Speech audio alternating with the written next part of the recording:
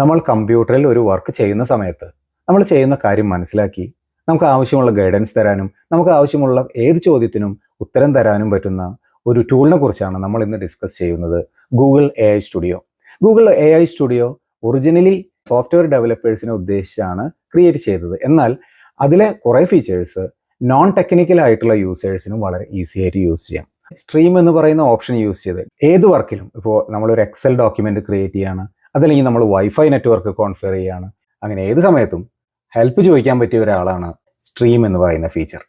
AI studio use ചെയ്യാൻ വേണ്ടിയിട്ട് നിങ്ങളുടെ ബ്രൗസറിൽ Google AI studio website open ചെയ്യുക. ഗെറ്റ് സ്റ്റാർട്ട് ബട്ടണിൽ ക്ലിക്ക് ചെയ്തിട്ട് നിങ്ങളുടെ Gmail അക്കൗണ്ട് വെച്ച് ലോഗിൻ ചെയ്യുക. അപ്പോൾ ഇതുപോലത്തെ ഒരു സ്ക്രീനിലാണ് നമ്മൾ എത്തുക. അവിടെ സ്ട്രീം എന്ന് പറഞ്ഞൊരു ഓപ്ഷൻ കാണാം, അതിൽ ക്ലിക്ക് ചെയ്യാം. അപ്പോൾ ടോക്ക് ടു ജെമിനി ലൈവ് എന്ന് പറഞ്ഞിട്ട് ഒരു 3 ഓപ്ഷൻ കാണാം.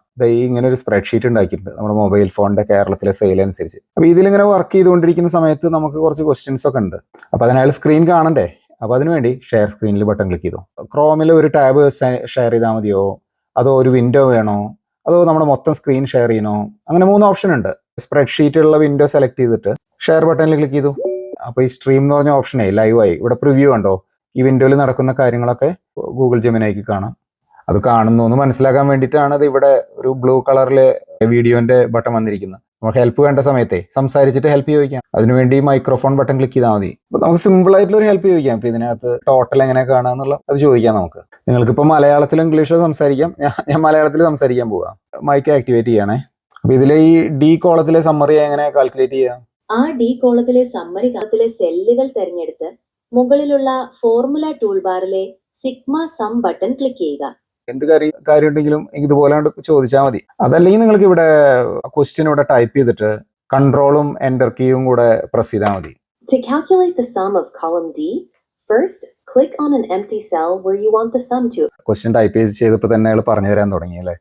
വേറെ എക്സാമ്പിൾ ഇവിടെ നോക്കാം. നമുക്ക് എങ്ങനെയാ ഒരു പ്രിന്റർ ആഡ് ചെയ്യാന്ന് ഇയാളോട് ചോദിച്ചു നോക്കാം. Of course, I can help with adding a printer. Please share your screen so I can. അയാൾ പറയാ സ്ക്രീൻ ഷെയർ ചെയ്ത് കൊടുക്കാൻ. അപ്പോൾ അത് നോക്കിയിട്ട് ഇൻസ്ട്രക്ഷൻ തരാന്ന്. ഇപ്രാവശ്യം ഞാൻ എൻ്റയർ സ്ക്രീനാണ് ഷെയർ ചെയ്ത് കൊടുക്കുന്നത്. അപ്പോൾ എല്ലാം കാണാലോ അയാൾക്ക്. എന്നിട്ട് ചോദിക്കാം എങ്ങനെ ഇതിനകത്ത് പ്രിന്റർ ആഡ് ചെയ്യാം. Click on the start button, then go to settings, by Bluetooth and devices. Start ബട്ടണിൽ ക്ലിക്ക് ചെയ്ത് പിന്നെ സെറ്റിംഗ്സിൽ പോയിട്ട് ഇതിൽ പ്രിന്റേഴ്സ് ആൻഡ് സ്കാനേഴ്സ് ആഡ് ചെയ്യാൻ പറഞ്ഞുണ്ടോ? Yes, I can see printers and scanners there. Please click on it to proceed. ഇനി എന്താ ചെയ്യേണ്ടത്? Click on the add a device, start the process of adding a printer. Add device കൊടുക്കാൻ. സംഭവം അടിപൊളിയല്ലേ? അപ്പോൾ നമ്മൾ work ചെയ്തുകൊണ്ടിരിക്കുന്ന സമയത്ത് ഇതുപോലെ എന്ത് കാര്യത്തിൽ ഡൗട്ട് വന്നു കഴിഞ്ഞാലും സ്ട്രീം ചെയ്യുക, എന്നിട്ട് അയാളോട് ചോദിച്ചാൽ മതി. അടിപൊളിയല്ലേ?